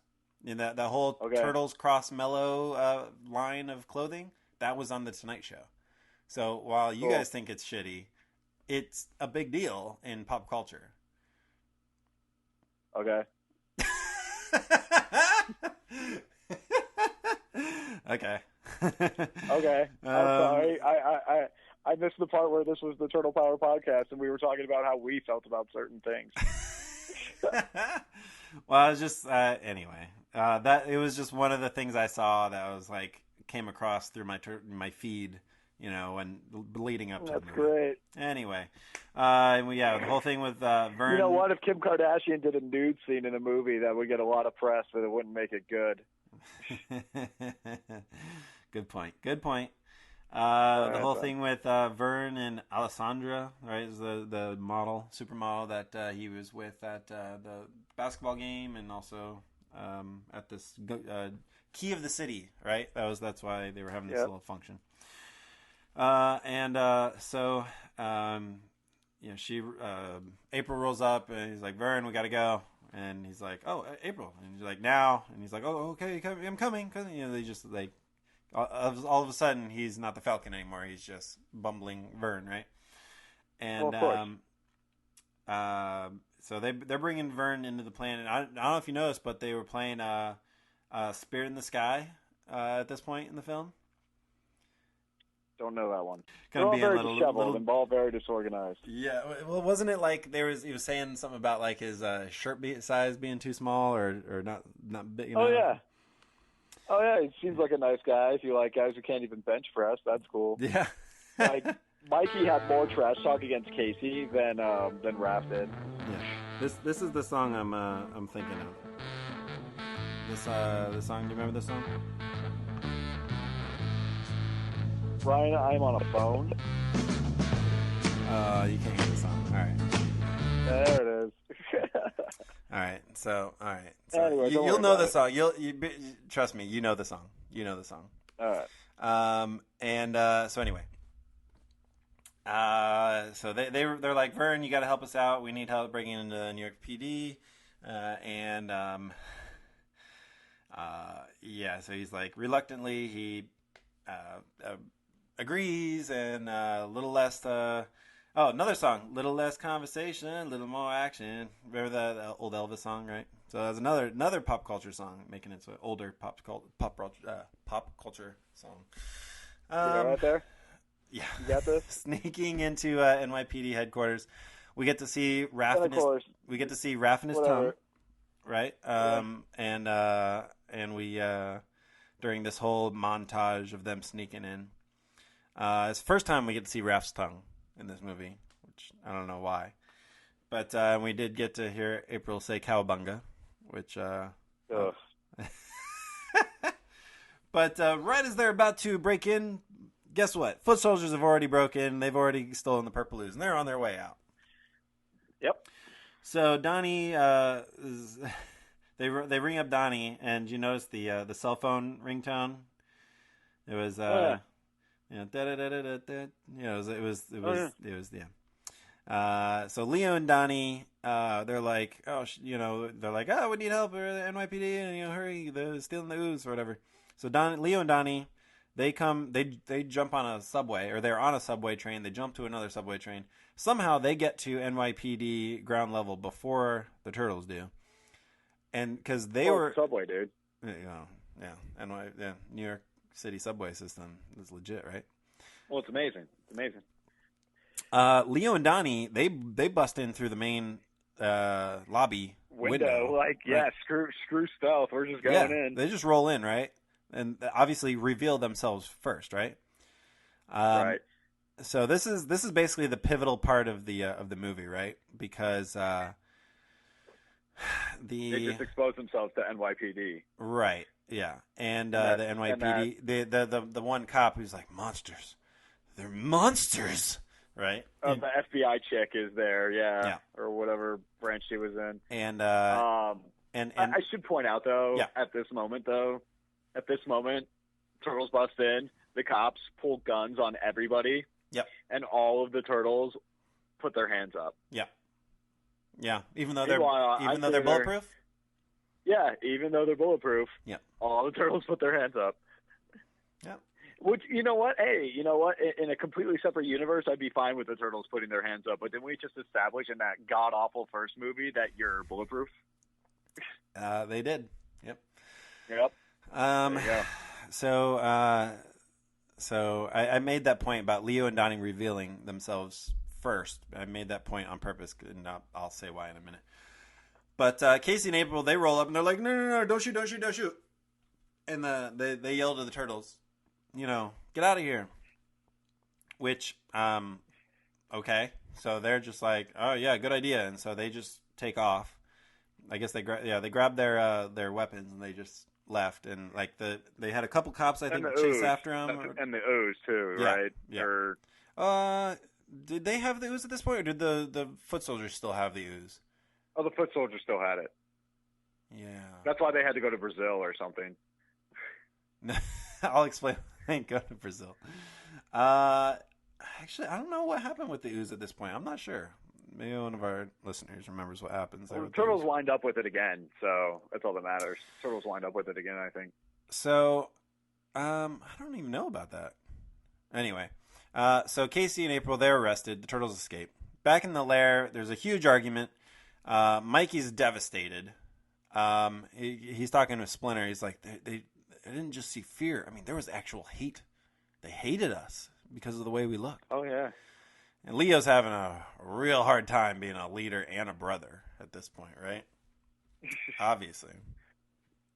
And so now here's what you were talking about. So they're all pissed off at each other, but then Donnie's like, "We got something happening," and Leo's like, "Ugh, talk to me, Donnie," right? And Right. so he's like, "We just got word on Bebop and Rocksteady. We're tracking them. They're on their way to Brazil." So I'm not quite sure how they did that, but okay, they're on their way to Brazil. And we got to go after them. Well, how are we going to do that? Oh, obviously, we'll just sneak on the next plane to Brazil, and we'll meet them there, right? Right. Meanwhile, They're not on a head. They don't have a head start on this or anything. right. And let me tell you, Brazil is far, far away. Okay, let me go ahead and just say that. From New York It is City. a long way from New York City. Okay.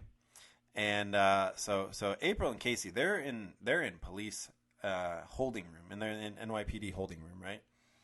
And they're like, just what's up with this ooze thing, right? Why'd you steal the ooze, or why were you trying to steal the ooze? And like, oh well, I took it from Baxter Stockman and stole it from TCRI, and they're like, oh well, that's interesting. Baxter just happened to give us this footage, and it's doctored footage, Which isn't doctored in any way whatsoever. So there you go. again shitting all over the NYPD because of what happens later, but we'll get there in a second.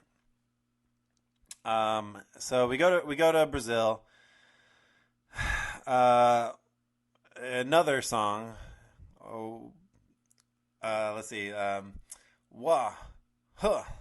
God, y'all, Yeah, what you mean is War? it good for? Absolutely You nothing. mean the song War? Yeah. So they Bebop and Rocksteady, they find the final piece. It was inside of like a some sort of large rock that they shot with a tank. Right.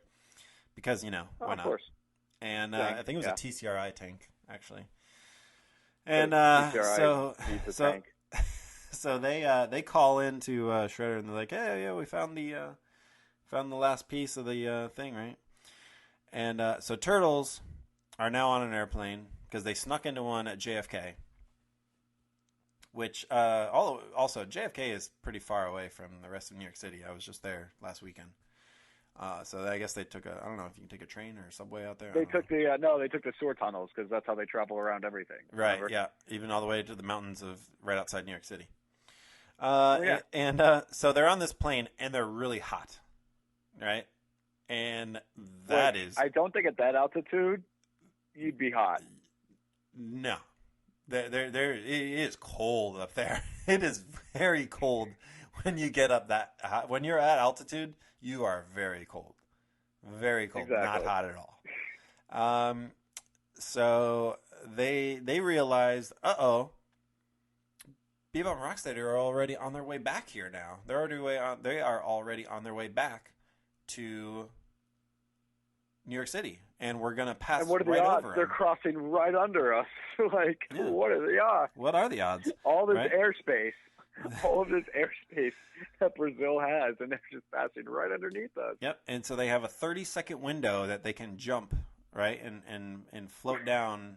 But, Which I laughed. I laughed so hard at that. I was like, first of all, no. Second of all, yeah, this is, I guess, this is a part of the movie where my aerospace engineering is getting in the way of enjoying. But anyway, so they got to jump from plane to plane. Donnie's the first one to go. He just jumps, and then he shoots like a little suction Donnie's cup. a G. Oh, dude, they were all scared, and they were like, Donnie just jumped, and they're like, what? Like, yeah, dude, Donnie just went. No fucks. And then what is it? Leo goes next, and then Mikey, but Mikey's got his board. But then he kind of does a crash landing, and then Leo kind of grabs, or was it? anyway, there's the three of them that Leo go grabs first. onto Donnie. Yeah, okay. Yeah, and then Raph's the last one. He's the only one that's got to shoot. And he's like, what would Vin Diesel do? Which I thought that was pretty funny. That was funny. But he hits the... And it was like, of course Raph's the one that's scared to jump out of the plane. Of course. So anyway, he jumps a little late, right? So he ends up nailing the cockpit. And we get to see more Raphael Tom. Which Ryan. Aerospace engineer Ryan. Yeah. As large as Raphael. Yep. Fell out of one plane and hit the windshield of the cockpit of the other plane. What do you think the resulting damage would be? Oh, he would have just absolutely destroyed the front of that aircraft. Yeah. He would Either that or the front of the aircraft would have destroyed him, right? But he's bulletproof. One of those two options. He's bulletproof. So you don't know how he's at least bulletproof. We know that. So he could be even a lot more powerful or a lot more armored. Which is fine. But I don't think his body or surface texture gives enough to not damage that plane in any way whatsoever. Oh, yeah. So yes, we get to see more Raphael Tongue. But they everything's fine. They grab onto him. They're just riding on the surface of this airplane as it's going hundreds of miles an hour, right? They're just surfing fine. on the rooftop, right? I know eventually they like latch on, but again, aerospace engineering getting in the way of my enjoyment. But so they get inside, and all of a sudden they see the foot soldiers, and they're like, "Bad news is," and I don't know. They just throw the foot soldiers out the side. Oh yeah, they're not worth screen time. Like it's not worth screen time. Just exactly. Do we see the turtles battle foot soldiers at all in this movie? Like one-on-one? Not really. I don't know if we ever Not really. do. They're not worth it. You've got Bebop and Rocksteady there. You know, right. You gotta. So this is kind of what it's all been building up to. This is the first real battle in this movie between the turtles and anything, really. So Bebop and Rocksteady, right? Clothesline from Bebop. Raph takes down Rocksteady, but Rocksteady jumps up into the tank that's also in there and shoots the tank, which then at least Bebop called him on it. Yeah, Bebop called him on it. Just absolutely destroys the front of the plane, so yeah, like you said, Bebop is like, "Man, what are you doing?" He's like, "Sorry." He just goes, "Dude, yeah. Really?" And he's like, "All right, my bad. Got a little carried away." My bad. Yeah. So Donnie runs up to the cockpit what's left of the cockpit to try to save the plane. And then it's kind of tumbling, and Rocksteady's head actually goes through the fuselage because it goes inverted at one point, and the tank flips over, and his head actually just pops right through. I thought that was pretty funny. And eventually the tail breaks off, and Bebop and Rocksteady, I think, both went out the back, and then they were able to. Donnie was eventually able to save the plane and crash land into the Amazon River. I believe it was the Amazon. Shot by a tank for his troubles. Yeah, right. Yeah, so they Raph climbing up onto the shore, and the giant turtle there, or tortoise. He's like, "Yeah, this is awkward." Yeah, right. That was pretty funny. Leo and Donnie, they're trying to get this last piece of this arc, whatever it's called, whatever that device was called that we the called MacGuffin, and so they miss the it. They kind of like bump into each other, and they're like, "Leo, Donnie, what are you doing?" Yeah, whatever. And the slow-mo tank shot, right? And eventually Leo and Donnie and Raph and Mikey, they all go over the falls because Bebop and Rocksteady, they've been able to get the box that's got the last piece, and they're like, "Bye, turtles." They have a tank, so they're out. Yep. And so they go over the falls. They did go into their shells. Into their shells. So that was cool. Yep. And we get a nice sarcastic Leo. He's like, "Nice job, guys." Something like that. Leo sounded like such a whiny little bitch at that moment too. Like, "Oh, good job, man." Yep. So we go back to NYPD, and Casey and April are still in this holding room. All right. 72 hours later. Yeah, exactly. So Casey is like, let me, they're like, we need our phone call or whatever. And so Casey steals the chief's cell phone. And which is just so easy. Yeah, just, And they call Vern, right? And he's breathing into... He's breathing into... Oh, yeah. Go ahead.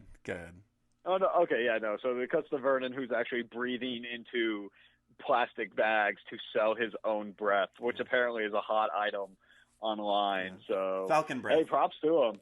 Falcon there you breath. go. Yeah. Falcon breath. Props to him. Oh, man. That was pretty funny. And so she's like, you need to go to TCRI and get get this footage or whatever. So he rolls up to TCRI. He just meanders his way in there. 50 feet of cable. Yeah. Well, at first he gets by the guard, and he's like, "You're the Falcon." And he's like, "No, you haven't earned the right yet." Like, you know what? That was my favorite line. I think in the entire movie is just, "No, you haven't earned the right to call me Falcon yet." And I was just like, "Wow, you know what, Vern, you might be my favorite character in this entire movie." Yeah, I would say this is a lot more of a lot more fit for his style of comedy as well. Even though he had a much smaller role in this film, right? This was perfect for him. So anyway, so he's like, "Come on, you used to be a cameraman before you got all fancy. We got to find this hidden camera." And he's like, 1, 2, 3, 4, right? So he figures it's behind... there's a hidden camera behind this clock. Let me pull this cord that wraps around the entire room. Yeah. And that's pretty much it. Pulls about 70 feet of cord out of the wall, finds the tape. There you go. Lets him out of prison. Yep. We get back to the Turtles. They are having a big argument again. And I think Leo says, we may be brothers, but we're no team. Right? Yeah, I don't know why, but okay, sure, fine. Somehow, you wonder why. It's like, hey, I'm supposed to be the leader. I'm supposed to be in charge. We're not a team. Like, dude, you're always so quick to say that. I wonder why. So again, right? So we are now at the point where the Turtles flew all the way to Brazil. They were on their way back from Brazil, crashed into the Amazon River, and now have figured out a way to get from the Amazon River back to their lair. Well, yeah. Jump on the next point. From the Amazon, right? That just takes off from the Amazon. Yeah. Right? Yep. I didn't say you get there fast, but, whatever. Well, that's the point, right? Because April and Casey are still in this holding room. This is basically where the timeline of the movie was really not working out for me. It was starting to remind me of the last movie. But anyway, they're back in the lair. The portal's open. Baxter's all excited. Vern, he brings the real footage, gets April and Casey out of custody, and they would have been in there for several days. Right. Not even just like a couple hours. No, several days for all of that to transpire. But anyway, so here comes the Technodrome, right? Oh, no, wait. First of all, Baxter opens up the portal, and then Shredder's like, okay, well, I don't need you anymore, so I'm going to betray you. And Baxter's all, wait, what? And he's like, yeah, man, they're taking you to our facilities in Japan. Oh, so take them away. Yeah. And Baxter's all, oh, you haven't seen the last of me. I'm Baxter Stockman. Yeah, that happens, I think, 2 scenes later, but yes, that definitely does happen. I'm just getting on with it. Yeah, you're right. Baxter, back in the lair. Wait. Okay, Technodrome, fine. Technodrome starts coming through the portal. Yeah. And then Donnie scans it and goes, oh my God, there's like this weird atmosphere around it because it's coming from a different dimension. We, since we're turtles, are the only creatures that can actually survive around this Technodrome, so we're the only ones that can actually stop it. But okay. they have retromutagen. So they do. They're right. So they did get the retromutagen, right? Because that's okay. So there you go. There's the ooze. they did bring the ooze back because now Donnie has made a full thing of retro mutagen, and he's like one sip, right? And Splinter's like, you are becoming young men. You know, the choice is yours, right? So Raph just Right. Go All ahead. right. No. Tell me. No. All right. So Raph grabs the tube. Like, oh, is he going to drink it? Is he not? Gee, I wonder. Now, here's the part that bothers me. He doesn't drink it. Fine. Instead, he throws the vial against the wall and smashes it. And I'm sitting there going, you know, probably would have been handy to keep that on hand, just, you know, in case Donnie has to, like, analyze it later or make more of it. You know, in case they want to unmutate Bebop and Rocksteady. Exactly. It was very short-sighted on Raph's part to do that. It would have made more sense for Mikey to do that, because Mikey was the one that was probably the one that wanted to turn human the most, and for him to take it and throw it, I think would have meant more. But it seemed a little dickish of Raph to then just make the choice for everyone. Right. So, so TMNT out of the shadows, right, for the first time. Well, yeah, not really, but because they have to figuratively, right? They have to contact NYPD and go, "Hey, we're the only ones that can help you guys." Yep, 4 brothers from New York who hate bullies and love this city. Yeah. That line happened. So they tell her about the arrangement, right? And so Vern has to come clean. And so they're all like, okay, we're going to do this. We're going to do this together. Go Green Machine, right? Hooray, we're all working together, right? Then what happens is what you were talking about. Shredder, he's got his new fancy helmet, right, that Baxter made for him. And then he's like, thanks a lot. Yep. Get the fuck out of here. So he sends us to Tokyo. It was great. And then the Technodrome starts to come through, and then Shredder shows up, like, on top of the Technodrome. Is this the right time to do this part? Because I feel like it is. One more thing. They go back to the Turtles, and they're like, yo, we got to do this as a team effort. When something bad, right? And then the whole thing where they're all flying through the city, all driving through the city and everything. And the whole line of it, why aren't we going with the Turtles? When something bad happens, you want to be with the Turtles, right? Vern says that. So then it goes back to Krang and Shredder. So go ahead. Okay, yeah. So there's Shredder. Hey, I'm Shredder. I'm the bad guy. I've been the bad guy for the Turtles ever since they were created. Oh man, I didn't really have that good of a showing in the first movie. But you know what? This entire movie, I got Karai on board. This is Karai. Hi, Karai. Say hi. Okay, hi, Karai. She's gonna do a really good job guarding the MacGuffin that we've been pursuing this entire movie. So I'm going to go greet Krang, that guy that I totally just agreed to work for no reason whatsoever. And I totally trust this guy. Surely there's no way he's going to, like, dick me over. No, because we need each other from the start. And this is totally a thing that, like, yeah, I totally trust this guy 110%. Krang shows up. Hey, Shredder, what's up? And Shredder's like, dude, Krang, hey, I did everything I said I was going to do. So, like, let's take over the world together, right? And Krang's all, what? Oh, yeah, no, I'm totally dicking you over. And Shredder's like, what? You couldn't. How dare you? And he gets into this fighting pose before instantly getting frozen, like Sub-Zero style frozen, and put into a box and placed away. And that is the last we see of Shredder. Yep. In this entire movie. Sent to the toy chest. He got punked.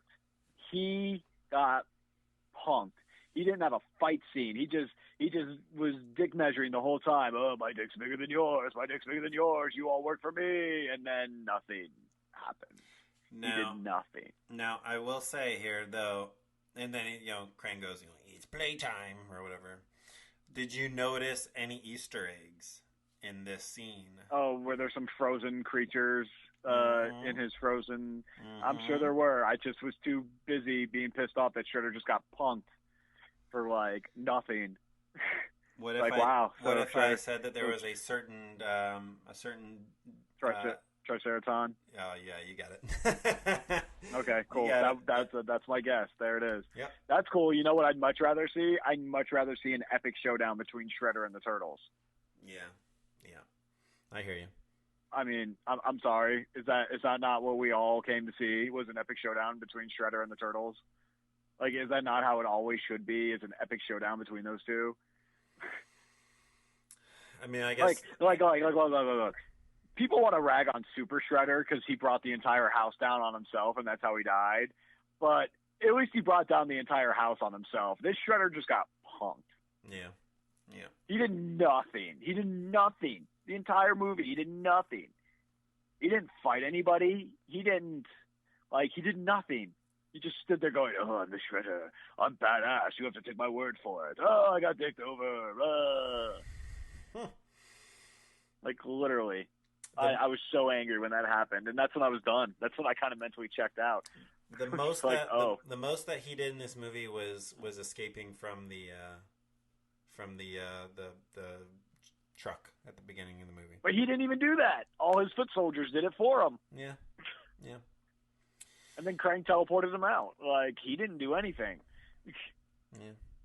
All right, so let's quickly go through the rest of what happens here. So the turtles get out of the truck. The shields go up so they can hide as they're working their way into this building. The turtles go up to the roof. Casey and April and Vern do this crazy crash landing into this building because Karai puts up the little vehicle blocker things, which you'd think maybe they would have put those up earlier. But right.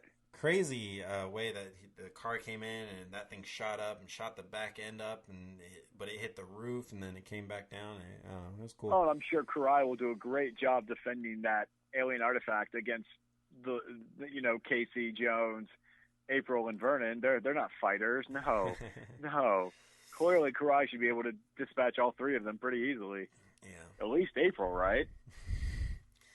Well, we'll see. So the turtles are up at the roof of the building. Surf's up New York. They jump onto the pieces of the Technodrome that are now flying through the sky. We got heavy breathing April with Casey and Vern. Casey decides to take on Bebop and Rocksteady. April and Vern are going for the portal device, right? So the Krang battle begins with the turtles. I think it was Mikey that says it looks like chewed up bubble gum with a face, or maybe that's Leo. I don't know. Right. That's Mikey, and then Leo says, "Hey, Bubblelicious." So right. Back down to the ground, Vernon takes out a foot soldier. He just jumps on him and just pushes him into a crate. Right? Yeah, easy. The turtles are fighting. They slice his arm off, Krang's arm off, and then I think it was Mikey goes, "He's literally rearming." That was a good line. Yeah, I like that. Casey is fighting Bebop and Rocksteady. He's getting his ass whooped, and then he decides to just throw on some impromptu rollerblades that he. Yeah. He finds wheels connected. He finds like the ingredients needed to make rollerblades. Yeah. And then makes duct them tape. on his tennis shoes. Yeah. And duct tape. And then makes them on his tennis shoes. That's what you do, man. That's what you do. And because he does this, can instantly take on Bebop and Rocksteady by himself, something all four of the turtles couldn't even do. That's right. The turtles are back up there. There's a spinning Krang torso. We got to see that. That's an old Krang android body thing, I think, from the video games. Yeah, I didn't mind it. I didn't mind the look. I just hated the execution and how the whole thing went down. Yeah. Technodrome eye. We got to see the eye. Krang chest cannon, which we didn't really see that before. That was a little too Iron Man-esque, I would say. But because Krang always used to shoot the lasers out of his eyes, not out of his chest. But so they finally get to find this beacon, the thing that's been kind of making the Technodrome all come together. Casey is able to take out Bebop and Rocksteady with a grenade that he steals from. Is that Rocksteady that's got the grenades? I think so. Yeah. But they're fine. They're just locked up in this metal container. Shipping container. Yep. Right. Mikey's being squeezed by Krang. Leo and Raph team up against Krang, freeing Mikey. And then Donnie with the big blow with his bow staff. So I want to give you props there. Donnie came in with the big shot. Because you knew I was going to say it if you didn't, so you had to steal it from me. That's fine. Karai. Now we got Karai versus Vernon and April. Yeah, surely Karai can take down those two, right? Yep. Easy peasy. And Shredder's daughter, Master Ninja. Meanwhile, Donnie's after just taking out Krang, he's like, "Oh, let's get this beacon out of here, right?" So Mikey, I think, dislodges the beacon, and then they throw it onto this the drone that is say drone. They call it a drone. It's a quad rotor. Okay, so it's a remote controlled quad rotor. Okay, that's my aerospace coming out. So Donnie's controlling this drone, sending it out into the air, and meanwhile, Cry takes out Vernon, but April takes out Cry with a laptop, I think is what it was. I think she just grabbed a laptop. Yeah, like an iPad or something. Yeah, She just grabbed an iPad and just beat her down with it. The back of the head. And the drone's heading for, and the beacon are heading for the portal. And Krang's like, I'll be back at 1,000 times stronger, right? And just as as all the pieces go through the portal, with Krang, then April turns off the portal, and everything is good, and we get big old turtle power, and April, which I think could be our new movie soundbite, by the way. Ah, okay, that's what you were turtle referencing. Power at the end. Yeah, okay. Yeah, the turtle power at the end. Okay. So then we get a April report. She's back to doing her news stuff down on the ground. No Judith Hogue. Old April got cut from the movie. This had to have been the scene that she was in, because it's the only scene. How do you just allow that to happen? I don't know. I don't know how. Also, I need to point out too that after this, she's done with her little news story. Casey Jones is there, and he's like, "Yeah, went through. Yeah, so I'm just here, right?" And she's like, "Yeah, you should call me sometime." And he's like, "Oh, really?" And she's like, "Yeah," with a big smiley face. And I'm just like, wow, there was like no chemistry between them at all. And now we're just going to force this in right at the end. Like there was just no, like at least Vernon in the first movie looked at April's ass, like when she was bent out the car window. Like they had none of that. That's a good point. There was no chemistry between Casey and April in this movie. So when she's like, "Yeah, you should call me sometime," I was just like, why? Yeah, that's a good point. Like really, I just thought, why? Yeah. Because they're at they get the keys to the city at the Statue of Liberty, and they say, last name? And they're like, we don't have a last name. Like, yes, they do. It's Hamato. Hamato is their last name. That's why it's Hamato Yoshi. Come on. Hamato Yoshi doesn't exist in this universe. I don't care. It's Hamato. That is well defined. That is their last name. Anyway. Off my soapbox. What? Well, no, but that's the funny thing. Hamato doesn't exist in this universe. It's a book. He's a book. They can call themselves like Raphael Book if they want, but I mean, he's a book. It's very sad. Yeah. So, like you mentioned, Casey and April, are they dating now? I don't know. Then Laura Linney, the character, the Vincent. Bureau chief, FBI agent person. Yeah, she says they'll accept you now. You can walk amongst everyone. Yeah, right. Right. Leo's like, no. If you ever need, or he goes, excuse me. He says, if you ever need us, April knows how to find us. Guess we'll all say, thanks, Leo. Thanks for telling everybody how to get a hold of you. Surely nobody's going to come after April O'Neil ever, because you're the only person that they talk to. That will never come up in her life at all. Yeah. Oh, man. What a dick. I'd be like, dude, shut up. Like, I don't want them to know that. Hey, Ryan, you and I, let's go to like a third world country, and I'll have you carry the money, and I'll tell everybody, oh, yeah, if you want money from me, Ryan's actually carrying all of it. Yeah. No, that's okay. So there was a line in here that said, it was Raph, who said something about, somebody was like, oh, wouldn't it have been cool to be normal? And then I think it was like, Raph was like, normal? What fun is that? And then so they're up on the torch for the Statue of Liberty, which is interesting because nobody's allowed up there anymore. But because they need that wide shot. They need that final shot. Yeah. And then we get the Turtle Power song at the end with the animated credits. And there you go. That is it. So okay, I think we can both agree this is way better than the last movie. But that doesn't make it good. Okay, that's. But you can agree with me on that portion, right? Sure. Okay. I guess. Okay. So, beyond that, do we have any favorite parts? Do we have any least favorite parts? I know we kind of mentioned some of them as we went through. But really, the whole movie to me was just very forgettable. Like, it wasn't bad enough for me to be like, oh, it was horrible, but it wasn't good enough for me to, like, genuinely remember. Like I said, Shredder got punked. He got punked. Like, how do you just do that? Like, you build up a villain for an entire movie, and then you just have him get punked like that? Yeah. I don't know. Did they seem like they were having any trouble fighting Krang? Like, really? Not like, really. was there that moment of, oh my God, we might lose this fight? Like, no. There was no tension. It was essentially the same thing as the last movie where it's like, oh, Krang's at the top of the Technodrome. We have to get up there. It was the same as, oh, Shredder's at the top of this building. We have to get up there. Like, that's what it was. Yeah. We have to stop the Technodrome from forming. We have to stop the countdown from finishing. Like, it was the same movie.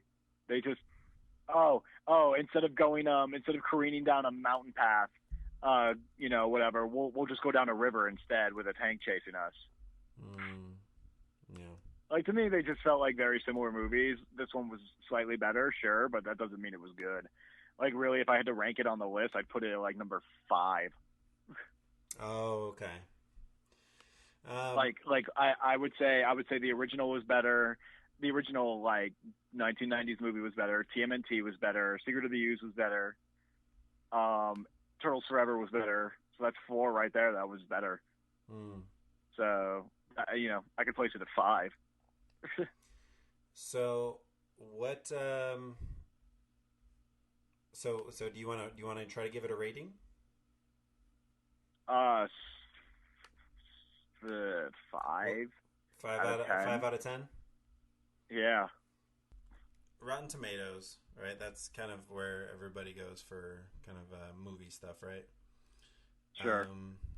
Out of the Shadows is currently got a 34% on the tomato meter. I believe it. Sure. And the audience score, though, is a 58%. Yeah. So that's also fine. Yeah. I'd say it's probably fairly accurate. It would make sense that the critics would not like it as much. The average rating is a 4.6 out of 10 on the critics rating, with a 34% on the tomato meter. But the audience score is average rating 3.4 out of 5. But the audience. So wait, wasn't it the number 1 movie though for a weekend, and then it just kind of plummeted after that? Let's see. You were saying that it wasn't living up to the hype or something? It is currently right now the number 1 movie this past weekend. It was the number 1 movie. It was over top of X-Men Apocalypse, actually. Good. So, yeah, good. I've heard not so good things about that movie. I already said my pieces during the thing. Yeah. I mean, it was forgettable. It was mediocre. It wasn't good enough to be remembered. It wasn't bad enough to be remembered. It was just very mediocre. 5 out of 10. Yeah, 5 on the list. Like, really. It's just above the crap that was the first movie and Turtles in Time, really. See, now I think it was significantly better than the last one. Like, enough to right, but that doesn't make it good. Sure, I'll give you that, but I wouldn't put it just slightly better than the last one. I think it's significantly better than the last one. I think it's fun. I think that for the most part that the movie made sense. I loved the callbacks to Turtle fandom throughout the film. You can tell that there was some, there was people, and again, I don't know specifically, but I got to imagine that it is the director for this film that because he was the main difference, right? That is Dave Green. That's the only thing that makes sense, is that he's the one big change. He's the one big difference in this film. I think that his love of the franchise, which I know is a true thing, made a difference in this film. There's certainly things that I would have changed, but I mean that's probably what everyone could say. I don't know. I enjoyed it. I would probably give it maybe a 6 on the scale. 6 out of 10. Maybe just a little bit higher, but yeah, I thought it was fun. I thought it was fun. Is it the best Turtles movie? No, but is it fun? Yes, and that's something that we needed in the fandom. I hate seeing all those previews out there though that say like with all the quotes like greatest turtle movie ever, and it's like, oh my god, it's not. That's just so people can get their line quoted by a movie company. Oh yeah, they need money. Somebody needs to get paid for saying it too. So Did want to talk about a couple of the things that our listeners have sent in with regards to the movie itself. All right, so this is David McDonald. Says, I actually liked it. Massive improvement over the last. More story and emotion and loads more action. A great popcorn flick. That was what some people said about the last film, too. It was a popcorn flick, which... right. Really want to know what you guys think. I hope you do a review when you have seen it.